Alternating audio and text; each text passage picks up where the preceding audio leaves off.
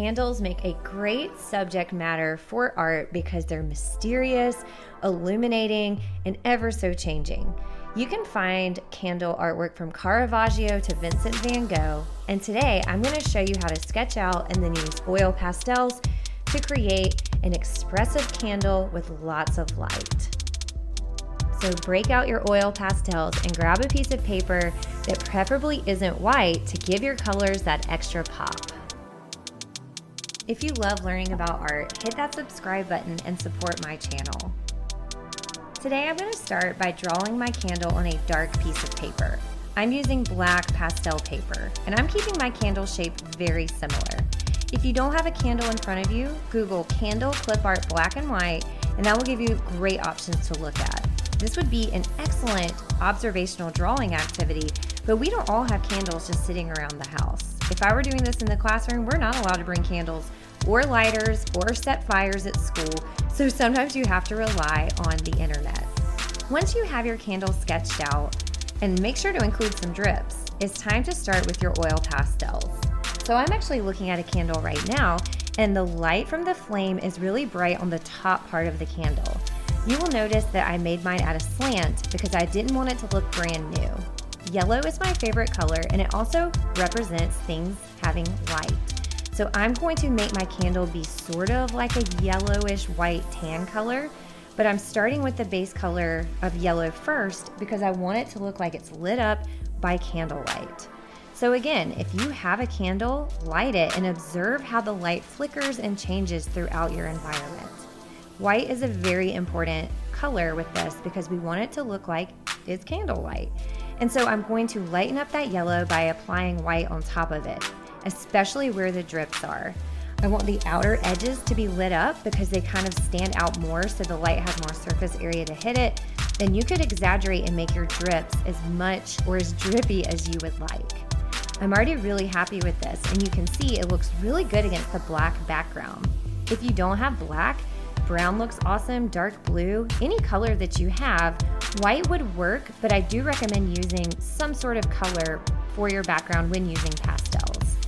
I'm continuing the pattern of yellow down the candle itself, and now I'm going to create a gradient by making it go from light to dark. So I'm going to blend orange into my yellow, and at this point you could pick whatever color candle you would like. You could do, instead of yellow, you could do light blue, dark blue. You could make your candle brown, any color combination that you would like, but try and make it look like it's getting darker as it goes towards the bottom of the candle. I'm sticking to warm colors because it's light. So mine's gonna be really warm to reflect that candlelit, burning flame atmosphere that I'm going for.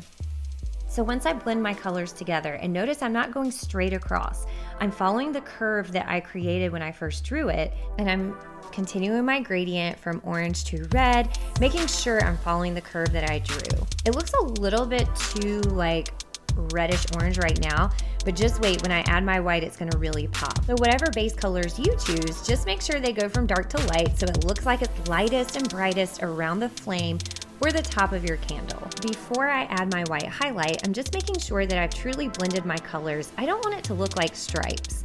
Sure, I've seen candles with stripes in it before, but I'm really just trying to focus on value and light. So really getting that gradient of light to dark, because light, things being illuminated, is the whole vibe of this work of art. So I'm gonna add white again in the drips because white can sometimes be covered up by the dominant other colors you're using. And I'm gonna put a little bit of a white highlight on the edge of the candle to give it that rounded effect. And I can always do a second layer when the oil pastel kind of sets or dries a little bit. And you can see this is really bringing out the colors even more, giving it that effect like it's a candle in a dark room. That's the whole point of a candle, is to light a room. If you've ever had the electricity go out, you'll know how important they are. So there's a lot of art in history that is all about candlelight because for a long time, artists created art when there was no electricity. So I'll put a few of my favorite paintings in the description box that uses candlelight. Now for the most fun part of all, the flame. And the flame is really the focal point, the area of emphasis, the center point of this work of art. And I'm going to add yellow. Unless you're going crazy abstract, yellow is the best color to start with. I'm looking at my flame right now, and it has a lot of white in the center, but there's so many other colors that are interacting with the flame. So sure, you could stop here and people would recognize this as a candle with the flame, but I want it to have that really nice warmth to it. So I'm adding some orange to my outer edges, and then from here, I'm gonna get really creative with my background. So this right here isn't the flame itself, but it's the environment that the candle is sitting in. So whether it's a dark room and it's reflecting on the wall, or even if it's in like a glass container and this is reflecting inside the glass, this is kind of the atmosphere, background, and surroundings of the candle. So it's not just the candle itself, but it's the light that it passes, it's the shadows, it's that flickering effect. Look how white really brings it together. And so I'm going to create concentric lines, and that's lines that repeat following the curve or outline of the first lines that I drew to create the atmosphere of my flame. If you've ever looked at candles or fire, you know blue is an important color. So add a little area of blue to give contrast to all of your warm colors and to suggest that there is a degree of temperatures or a varying degree of temperatures going on in your candle. I'm adding a little bit of white to it, and I just love that detail. I think visually it just adds just the right pop of contrast to all the warm colors that I've already used. Even if you decided to make your candle a cool color and didn't use yellow to start with, but maybe light blue, it's still gonna look good and just really make it look candly, which is not a word, but it does describe what I'm trying to create. So after I kind of touch up my edges, I'm really happy with my gradient. I love the drips. The flame is in a really good place. The background is where you get to take some artistic license. So a really fun thing to do is to sit in a space, turn off the lights, and watch a candle. The areas of light and dark, the colors that flicker, it's truly mesmerizing. That would be a really great pencil drawing, is to sit with one candle or more and sketch what you see, looking for the areas of light and dark, and they will change. So if you're fortunate enough to have a candle right next to you, watch as it moves, look how it reflects around the room. And so the background is going to be just an artistic license where I kind of push the envelope of using different colors and shapes. One thing I like about using a colored paper is that it's okay if some of my black shows back here.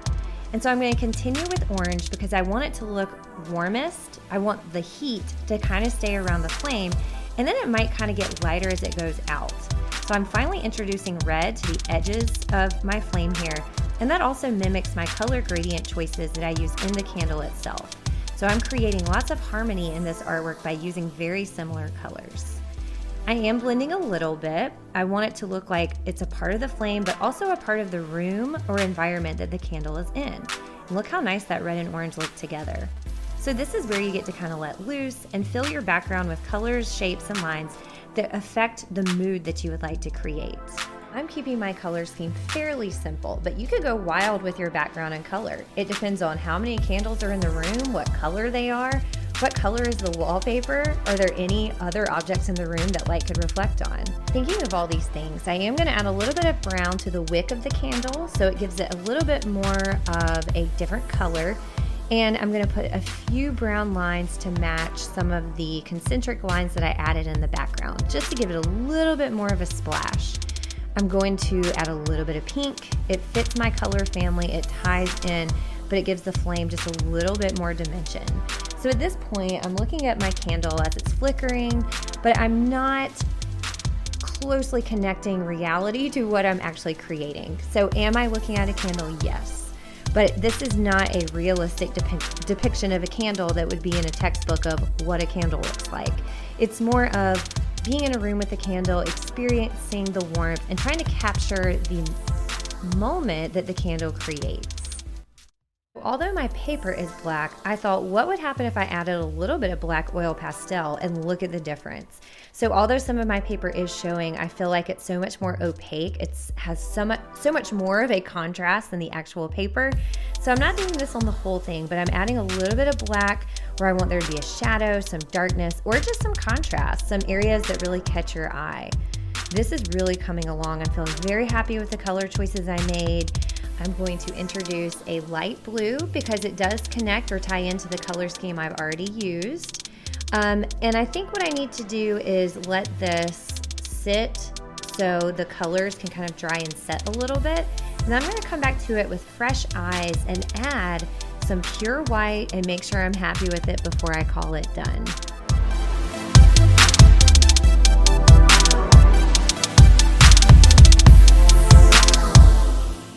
Okay, all done. Thank you so much for sticking around and making art with me. And if you're interested in more oil pastel tutorials, check these out. And check out my website, thatartteacher.com, for full-length lesson plans and student examples.